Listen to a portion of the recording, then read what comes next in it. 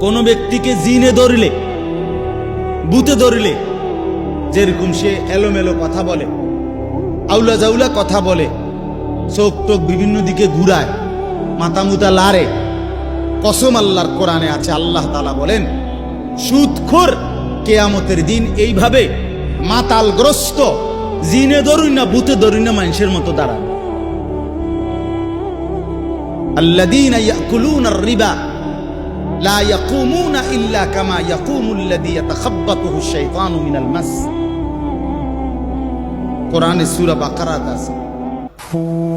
আল্লাহ তাআলা বলেন সুদখোরের পরিণতি হবে, সে দাঁড়াবে এই অবস্থায় যেন শয়তান, জিন, দুষ্ট কিছু তার উপরে আসর করছে, এরকম মাতালের মতো, মাতালের মতো। এই জন্য দয়া করে এটা বুঝতে শেখেন। প্রসঙ্গক্রমে বললাম এটা ভাবতে শেখেন। কেন আপনি হারাম রোজগার করবেন? কেন আপনি হারামের রাস্তায় যাবেন? এই সূরা মাআরিজ